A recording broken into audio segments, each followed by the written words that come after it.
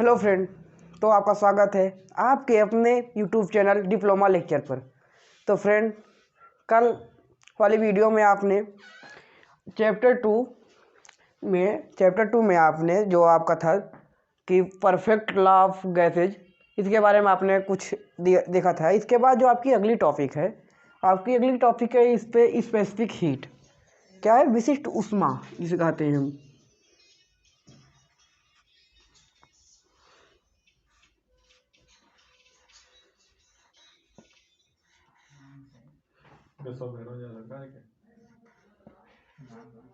Specific heat,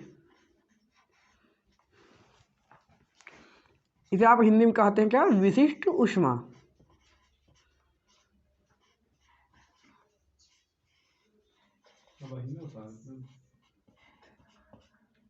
विशिष्ट ऊष्मा,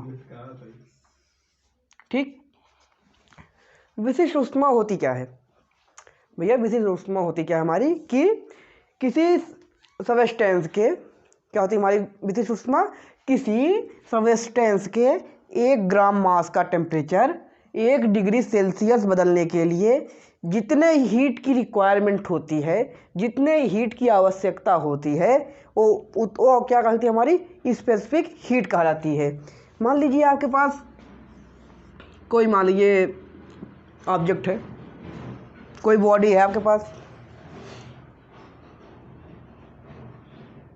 इसका एक एग्जांपल देखिए। मान लीजिए कोई बॉडी है, इसके 1 ग्राम द्रव्यमान की, इसके 1 ग्राम, इसके छोटे से भाग को, इसके 1 ग्राम मास को 1 डिग्री टेम्परेचर बढ़ाने के लिए, इसका जो 1 ग्राम मास है, इसका टेम्परेचर कितना? 1 डिग्री सेल्सियस इंक्रीज करने के लिए, बढ़ाने के लिए हमें जितने तापमान की आवश्यकता होगी वो हमारी क्या कहलाएगी? इस वस्तु का, इस ऑब्जेक्ट का क्या कहलाएगा? हमारा वही स्पेसिफिक हीट।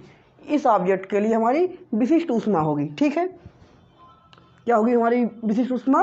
कि किसी सबस्टेंस के, गैस के लिए है, गैसेज लॉ हम आप पढ़ रहे हैं, तो यहाँ पे ऑब्जेक्ट नहीं, सबस्टेंस होगा, कण, गैस के मॉलिक्यूल्स, कण, उसके छोटे छोटे कण।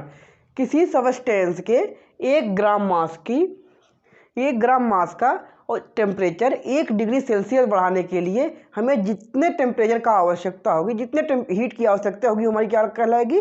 स्पेसिफिक हीट कहलाएगी। ओके, हमारी वो क्या हो जाएगी? स्पेसिफिक हीट होगी।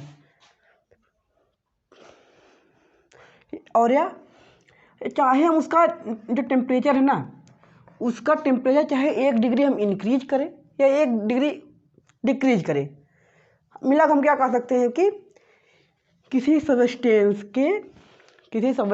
के 1 ग्राम मास का टेम्परेचर 1 डिग्री सेल्सियस परिवर्तित करने के लिए जितने हीट की जो आवश्यकता होती है, वो क्या कहलाती है? उसकी स्पेसिफिक हीट। ऐसा नहीं है कि जैसे कि सिर्फ इंक्रीज करने के लिए, डिक्रीज करने के लिए भी जितने क्वांटिटी ऑफ हीट की हमें आवश्यकता होगी, वो हमारी क्या कहलाएगी? उसकी स्पेसिफिक हीट, विशिष्ट ऊष्मा। ठीक है, तो कहा क्या रहे हैं कि तो इसके अनुसार देखिए आप, स्पेसिफिक हीट के लिए कि क्यू हमारा जो है डायरेक्टली प्रोपोर्शनल किसके है? एम के। थोड़ा बड़ा कर देते हैं इसको। अभी आपको हमने जो डिफिनेशन बताया, इसके अनुसार Q directly proportional into M.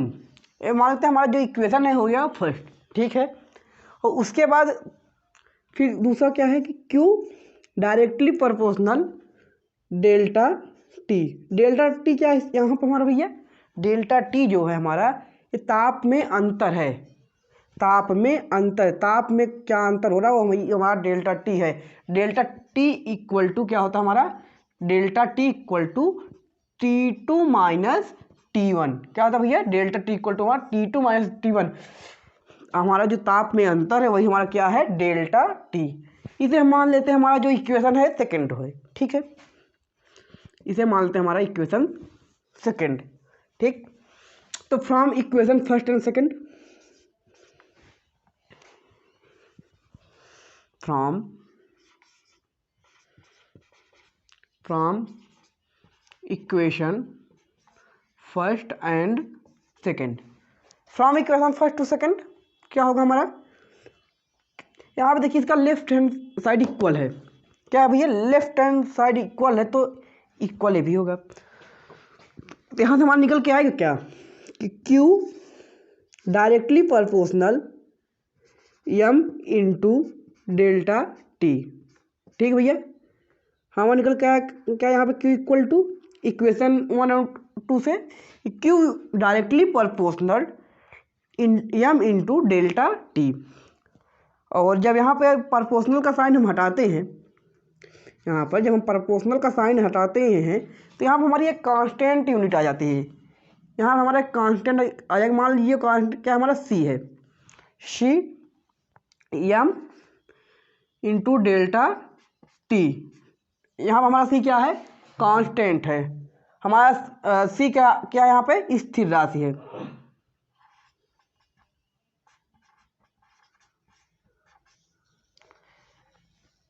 हमारा यहाँ पे C क्या है, कांस्टेंट है।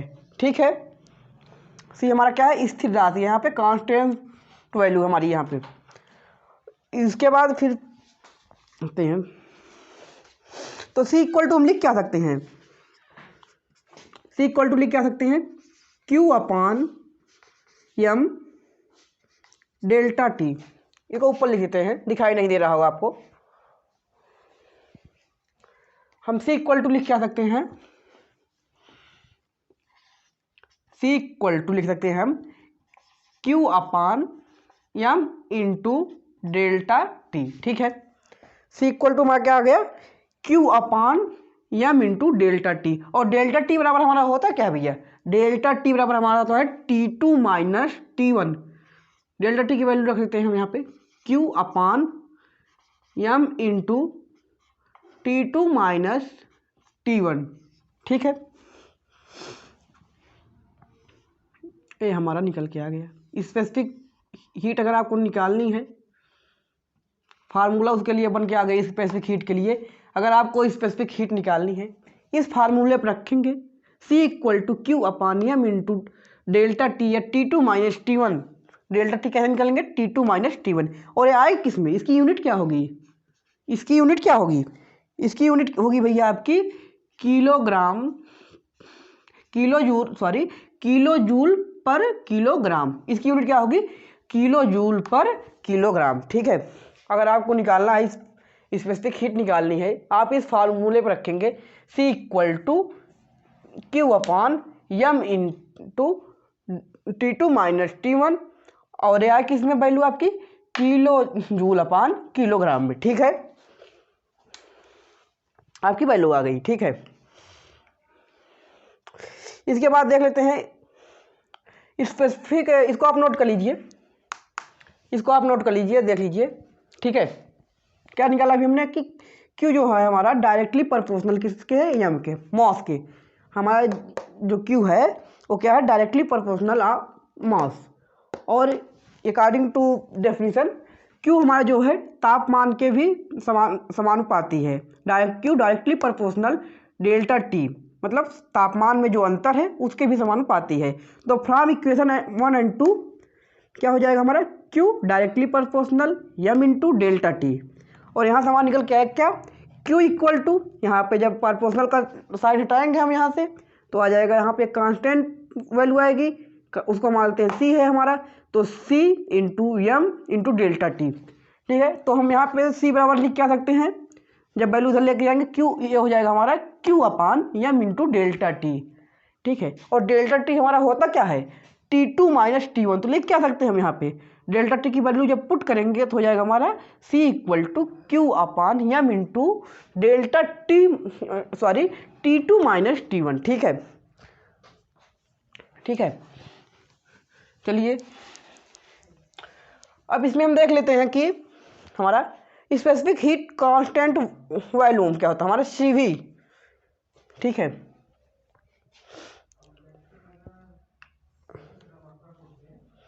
इसमें देख लेते हैं हमारा क्या है, स्पेसिफिक हीट कांस्टेंट वॉल्यूम।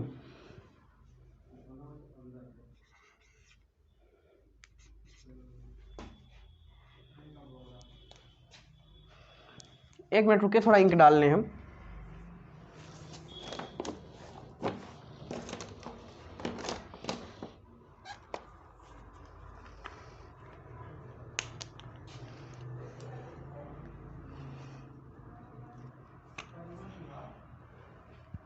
क्या हमारी हेडिंग है भैया? स्पेसिफिक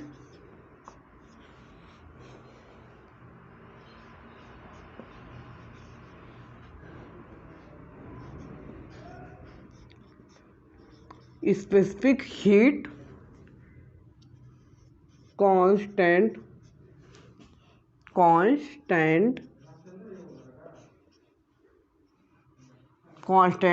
वॉल्यूम, जिसे हम क्या कहते हैं? CV।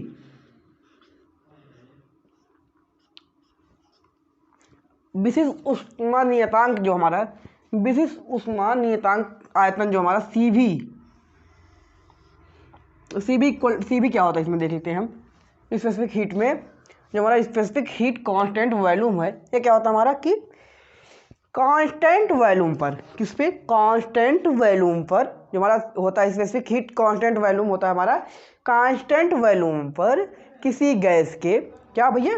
कांस्टेंट वॉल्यूम पर किसी गैस के एकांक मास का, किसका? एकांक मास का, जो उसका एकांक द्रव्यमान हो, उसका तापमान 1 डिग्री सेल्सियस परिवर्तित करने के लिए दी गई उष्मा या ली गई उष्मा।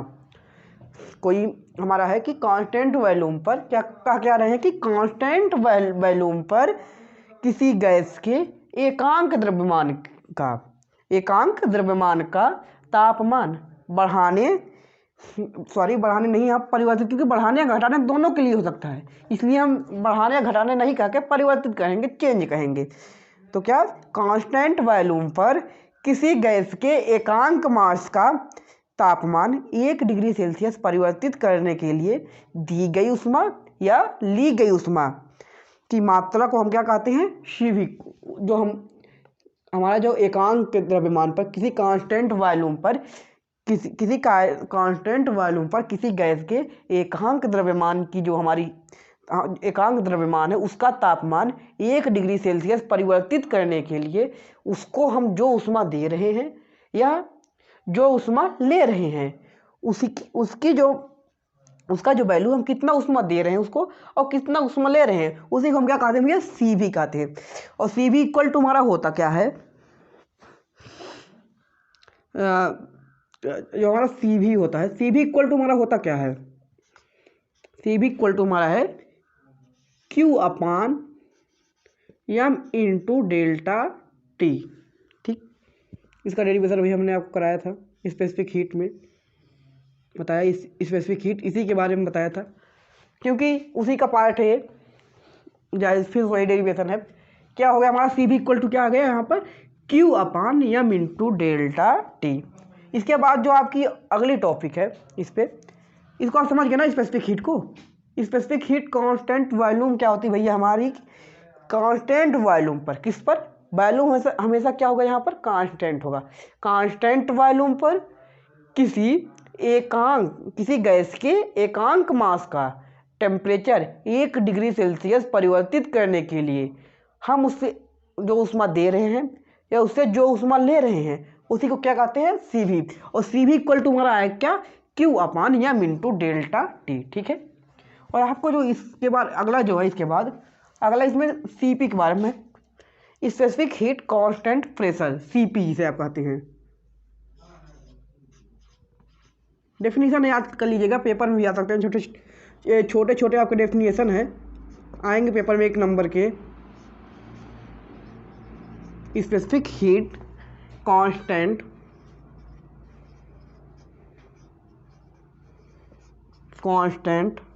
प्रेशर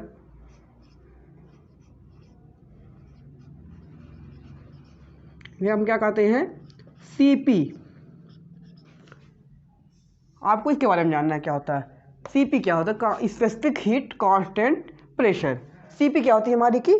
कांस्टेंट प्रेशर पर। अभी आपको हमने बताया स्पेसिफिक हीट कांस्टेंट वॉल्यूम, आपको बताया कि कांस्टेंट वॉल्यूम पर किसी गैस के एकांक मास का तापमान 1 डिग्री सेल्सियस परिवर्तित करने के लिए उसको दी गई ऊष्मा या उससे ली गई ऊष्मा जो होती है हमारी, वही क्या होती है, Cv होती है।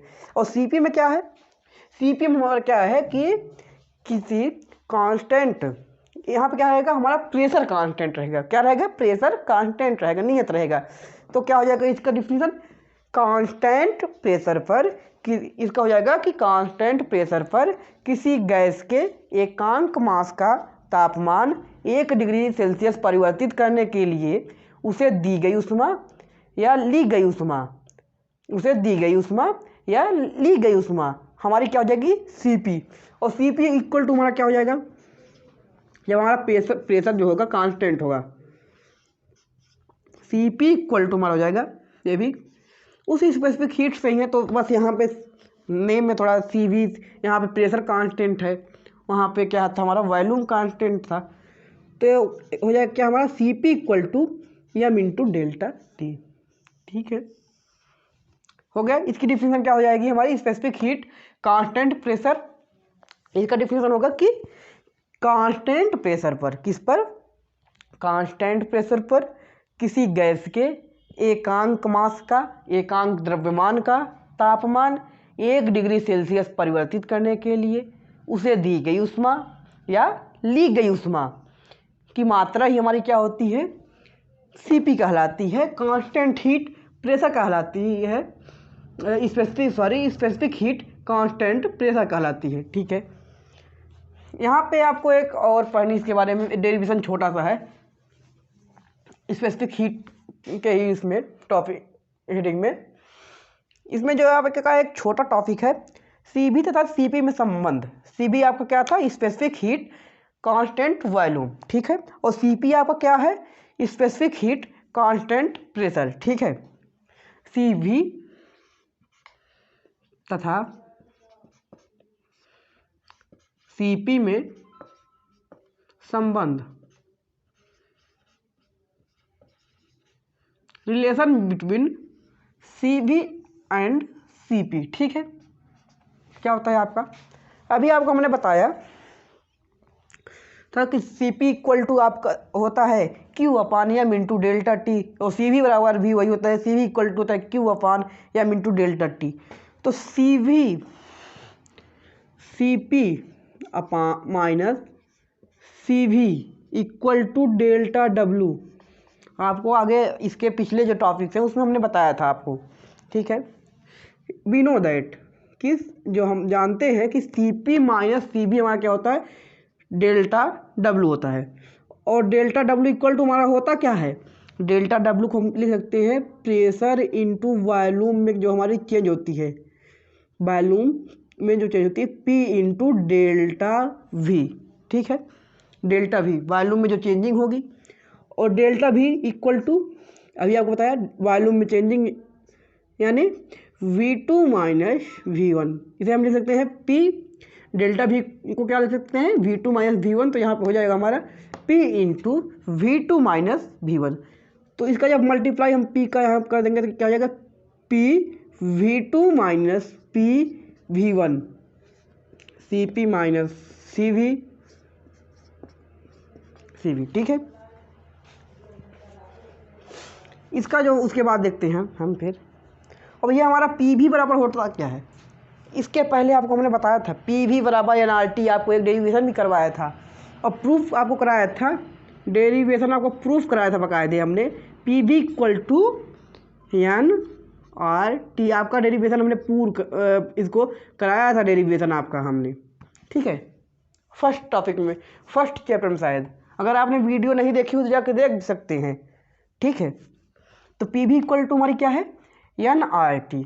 तो Pv की वैल्यू हम यहाँ पर रख देते हैं, तो Pv इक्वल टू हमारा क्या है, nRT।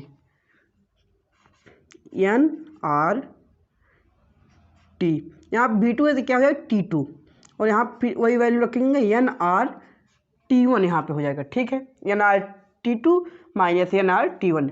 अब यहाँ देखते हैं कुछ कॉमन है दोनों में, समान दोनों में कुछ। यहाँ देखिए n और r हमारा क्या है, दोनों में है, इसको बाहर कर लेते हैं। nr into T2 minus T1। ठीक, और T2 - T1 अभी हमने आपको बताया T2 - T1 ये हमारा क्या है, यही तो भैया हमारा डेल्टा टी है, टेम्परेचर में चेंजिंग है। तो क्या हो जाएगा एन आर, ऊपर लिख देते हैं, आपको दिखाई नहीं देगा नीचे शायद, हमारा निकल क्या है क्या, Cp - Cv इक्वल टू हमारा N R into delta T. Delta T क्या है हमारा, T2 - T1 ही हमारा क्या है, डेल्टा टी है, ठीक है। और जब एन इक्वल टू हमारा कितना हो, 1 मोल हो, मान लेते हैं हमारा एन इक्वल टू कितना है, 1 मोल है, और जो हमारा टेम्परेचर है, और जो हमारा टेम्परेचर टी है, जो हमारा टेम्परेचर में चेंजिंग है डेल्टा टी 1 डिग्री सेल्सियस है। अभी आपको डिफिनेशन बताया था स्पेसिफिक हीट के कि किसी सब्सटेंस के 1 ग्राम मास का एक, अब यहाँ पर गैस के, अगर कोई मान लीजिए आपका कोई बॉडी होती है, उसका मान लीजिए एक उसका मास होता है, उसको ग्राम में ले लेते, और यहाँ हमारा गैस है, गैस के जो हमारे मालिक उसको, गैस की जो यूनिट है उसको हम किस में लेते हैं, मोल में लेते हैं। तो यहाँ पे देखिए एन इक्वल टू कितनी है हमारी, 1 मोल है। आपको भी डिफिनेशन बताया था ना कि किसी कांस्टेंट वॉल्यूम पर किसी गैस के एकांक मास का जो होता है, द्रव्यमान होता है, 1 डिग्री सेल्सियस परिवर्तित करने के लिए जितने हमें उसको जितनी ऊष्मा देते हैं, जितनी ऊष्मा लेते हैं, उसी की मात्रा को हम क्या कहते हैं, Cv कहते हैं। तो आपको बताया था ना, तो उसी से है। एन इक्वल टू कितना है, एन 1 मोल, और डेल्टा टी इक्वल टू कितना मान लेते हैं, 1 डिग्री सेल्सियस। तो यहाँ से हमारी जो इसका जब हम वो रखेंगे, मैंने मान लिया इसकी वैल्यू जब यहाँ पर हम रख देंगे तो हमारा क्या आएगा निकल के, Cp - Cv इक्वल टू क्या हो जाएगा, एन की वैल्यू 1 है, टी की वैल्यू 1 डिग्री सेल्सियस है, यहाँ पे क्या आर, ठीक है। Cp - Cv equal to R, यही तो भैया हमारा, और यही जो है भैया ना, यही हमारा Cp और Cv में हमारा यही संबंध है, क्या कि Cp - Cv equal to R, यही हमारा रिलेशन है Cp और Cv में, ठीक है। नोट कर लीजिए आप इसे, कैसे लगाए इसको, यहाँ पे आप जानते हैं, वी नो दैट, हम जानते हैं कि Cp - Cv equal to delta W, यही हमारा वर्क डन है, और इसे हम लिख क्या सकते हैं, और डेल्टा डब्लू इक्वल टू होता क्या हमारा, डेल्टा डब्लू इक्वल टू, ये भैया यही तो हमारा प्रेशर इनटू वॉल्यूम में चेंज है, ठीक। इसे हम पी इंटू डेल्टा भी लिख सकते हैं, यहाँ वैल्यू पुट की है हमने डेल्टा डब्लू की, वर्क डन की। तो और डेल्टा वी इक्वल टू हमारा होता क्या है, P2 V2 - V1, तो यहाँ पर उसकी वैल्यू रखे हम, फिर यहाँ से इसका P का मल्टीप्लाई किया तो ये हो गया हमारा सीधे सीधे यहाँ से PV2 - PV1। और आपने अभी पढ़ा था, इसका हमने डेरिवेशन कराया था, PV बराबर NRT, डेरिवेशन आपको पीछे हमने कराया था। PV इक्वल टू कितना होता है, NRT आप इसे जानते हैं, डेरिवेशन भी मैंने कराया आपको इसका। तो PV की वैल्यू यहाँ पे रखेंगे, तो V2 है, V2 का नाम यहाँ पर T2 हो जाएगा, यहाँ T1 है, V1 यहाँ T1 रहेगा, और यहाँ से दोनों में एन और आर दोनों में है, इसको हम बाहर लेते हैं, कॉमन कर लेते हैं, तो जाएगा N R into T2 - T1, और T2 - T1 जो होता है हमारा, यही भैया क्या होता है, डेल्टा टी होता है। तो यहाँ से आपका आ क्या गया, Cp - Cv equal to N R into delta T, और एन इक्वल टू हमारा कितना है, मान लेते हैं हमारा 1 मोल है, एन इक्वल टू कितना है भैया, 1 मोल, और टी जो हमारा है, टी कितना है, 1 डिग्री सेल्सियस। तो यहाँ से आपका जो, जब यहाँ पे एन और आर की वैल्यू, एन और टी की वैल्यू आप पुटअप करेंगे, तो यहाँ से आएगा क्या, आपका एक रिलेशन बन के आएगा, होगा क्या, Cp - Cv equal to R, यही आपका क्या है, Cp और Cv में संबंध है, ठीक, रिलेशन आपका यही है। चलिए देखते हैं आपका जो अगली टॉपिक है, आपकी अगली टॉपिक जो है इसमें वो क्या है, अगली टॉपिक है आपकी इसमें van der Waals gas equation, ठीक है। आपकी जो अगली टॉपिक है इसमें क्या है, van der Waal gas equation.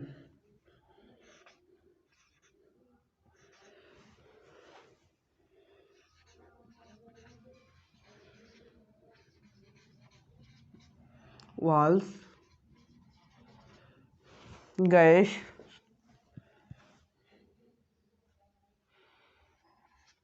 Equation. ठीक, वान डर वाल के गैस का समीकरण क्या है, इन्होंने क्या गैस के लिए अपना समीकरण दिया था, इसको भी हम देख लेते हैं। वान डर वाल गैस इक्वेशन। ठीक, ये होता क्या भाई हमारा कि रियल गैसों का पीवीटी बिहेवियर, जो भी आपको होता है ना पीवी इक्वल टू NIT, इसे पीवीटी डायग्राम पीवीटी इक्वेशन भी कहते हैं। पीवीटी में संबंध, रिलेशन इनटू पीवीटी में इसे कहते हैं। तो क्या होता है इनका रियल गैसों का, जो हमारी रियल गैसें होती हैं, रियल गैसों का जो पीवीटी बिहेवियर होता है, जो इनका पीवीटी व्यवहार होता है, उनका जो बिहेवियर होता है क्या होता है, आइडियल गैस लॉ से डिफरेंट होता है। रियल गैसों का जो पीवीटी बिहेवियर होता है हमारा, वो क्या होता है, आइडियल गैस लॉ से डिफरेंट होता है। अर्थात ये गैसें आइडियल बिहेवियर से क्या होती हैं, अलग होती हैं। ये क्या होती है, हमारी आइडियल गैसों से अलग होते हैं। ठीक है, क्या होता है हमारा वान डर वाल गैस इक्वेशन क्या कहते हैं, इन्होंने क्या कहा भैया, वान डर वाल जी ने क्या कहा आपके लिए कि इन्होंने अपना जो समीकरण दिया उसके लिए इन्होंने कहा कि जो रियल गैसें होती हैं, रियल गैसों का पीवीटी जो बिहेवियर होता है वो क्या होता है, आइडियल गैस लॉ से डिफरेंट होता है। अर्थात अर्थात जो रियल गैसें होती हैं हमारी, वो क्या होती हैं, रियल गैसों से विभिन्न होती हैं, अलग होती हैं, उनसे डिफरेंट होती हैं। ठीक है, जो क्योंकि आइडियल जो मानते हैं ना, वो आइडियल गैस जो मान रहे, कोई भी चीज़ पूरी तरीके से आइडियल नहीं होती। आइडियल बस एक कल्पना है हमारी, हमने कल्पना कर ली है कि इनके अंदर ये गुण होगा तो क्या होगा, हमारा आइडियल होगा। लेकिन कोई भी वस्तु अपने आप में पूर्ण रूप से आइडियल नहीं, चाहे वो वस्तु हो कोई, चाहे कोई ह्यूमन बॉडी हो, चाहे कोई इंसान हो या जानवर, कोई भी हो, अपने आप में पूरी तरीके से आइडियल नहीं है। ठीक है, जो रियल होगा वो आइडियल से कुछ ना कुछ भिन्न होगा, कुछ ना कुछ उससे डिफरेंट होगा। उसका जो रियल पर्सन का जो गुण होगा आइडियल पर्सन से कुछ ना कुछ भिन्न होगा। ठीक है, जो वान डर वाल गैस इक्वेशन है ना, वान डर वाल जी ने 1873 ईस्वी में वान डर वाल ने गैस इक्वेशन में मॉडिफाई करते हुए रियल गैसों के लिए एक इक्वेशन दिया था। किस सन में, अगर आपको वान डर वाल गैस इक्वेशन के बारे में लिखने को आ गया तो आप क्या लिखेंगे, एक बात देख लीजिए। रियल गैसों का जो पीवीटी बिहेवियर होता है वो क्या होता है, आइडियल गैसों से क्या होता है, डिफरेंट होता है। अर्थात जो हमारी रियल गैसें जो होती हैं वो आइडियल गैसों से होती हैं, क्या होती हैं, अलग होती हैं। ठीक है, और इसके बारे में और आपको लिखना है, क्योंकि बस इतना लिखने से काम चलेगा नहीं, जो और है इसके बारे में जान लीजिए। जो वान डर वाल जी हैं, वान डर वाल ने 1873 ईस्वी में, किसमें,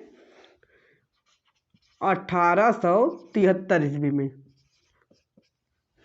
एक मिनट, 1873 ईस्वी में वान डर वाल जी ने भैया 1873 ईस्वी में आइडियल गैस इक्वेशन को मॉडिफाई करते हुए, इन्होंने खुद अपना नियम नहीं दिया, इन्होंने खुद कोई नियम नहीं बनाया, इन्होंने जो पहले से हमारी आइडियल गैस इक्वेशन थी, जो हमारी आइडियल गैस इक्वेशन थी उसको 1873 में, किस सन में, 1873 में मॉडिफाई करते हुए, उसी में कुछ बदलाव के चेंजिंग किए, उसी में मॉडिफाई करते हुए रियल गैसों के लिए एक इक्वेशन दिए। वो इक्वेशन क्या था भैया, आप देख लीजिए, इन्होंने जो इक्वेशन दिया है वो इक्वेशन आपका है P plus a by v square,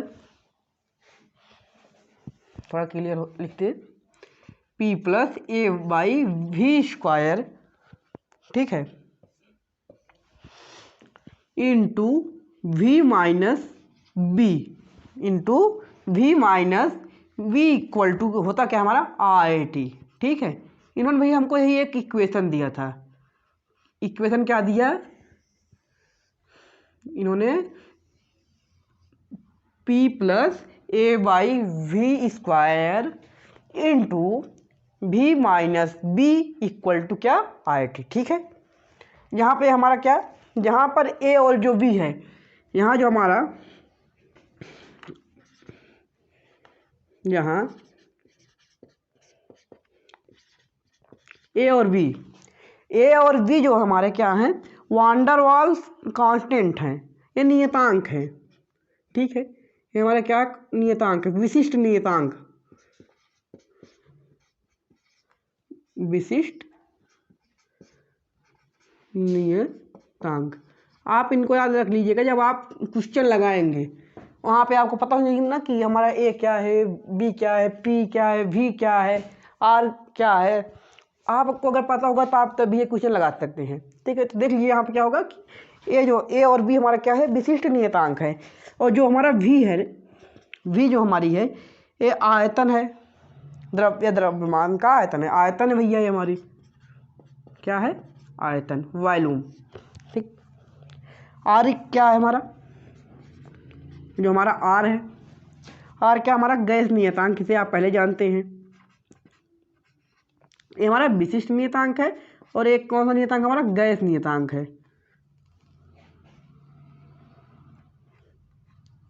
क्या भैया, गैस नियतांक। ठीक, और जो हमारा पी है, पी हमारा क्या है, प्रेशर है, इसे भी आप जानते हैं। और जो हमारा टी है, ये क्या है, टेम्परेचर, तापमान। ठीक है, इन्होंने जो इक्वेशन दिया हमको, क्या दिया, P plus a by v square into v minus b equal to R T. यहाँ पर ए और बी हमारे क्या है, विशिष्ट नियतांक है। और जो हमारी वी है, वी क्या है, हमारी वॉल्यूम आयतन है। आर क्या है, हमारा गैस कांस्टेंट है, गैस नियतांक है। पी यहाँ पे हमारा प्रेशर, दाब है। टी हमारा तापमान है। ठीक है भैया, इसके आगे जो आपको पढ़ना है, इसके आगे आपको आंशिक दाब, पार्शियल प्रेशर के बारे में पढ़ना है। ठीक है, आपका van der Waals gas equation हो गया, van der Waals gas equation आपका हो गया। आप इसे देख लीजिए और पढ़ लीजिए अच्छे से। इसके बाद जो आपको पढ़ना है, इसके बाद आपको पढ़ना है किसके बारे में, पार्शियल प्रेशर। ठीक है, किसके बारे में, आंशिक दाब, या जिसे आप इंग्लिश में कहते हैं पार्शियल प्रेशर।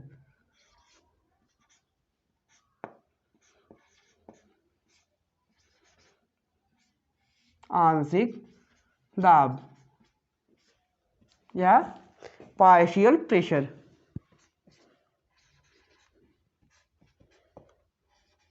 पार्शियल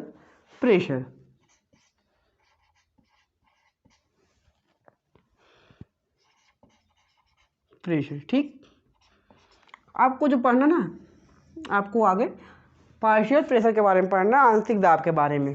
तो हमारा पार्शियल प्रेशर होता क्या है भैया, पार्शियल प्रेशर हमारा होता है कि किसी गैसियस मिक्सचर में, क्या होता है पार्शियल प्रेशर का डिफिनीशन, पार्शियल प्रेशर का जो डिफिनीशन होता है भैया, ये होता है कि किसी गैसियस मिक्सचर में किसी एक गैस का, क्या होता है हमारा पार्शियल प्रेशर, कि किसी गैसियस मिक्सचर में, किसमें, गैसियस मिक्सचर में, किसमें होता है भैया, गैसियस मिक्सचर के लिए क्या है हमारा, किसी गैसियस मिक्सचर में किसी एक गैस का पार्शियल प्रेशर वह प्रेशर होता है जो उसकी टेम्परेचर व वॉल्यूम पर किसी एक गैस के लगाए गए प्रेशर के बराबर होता है।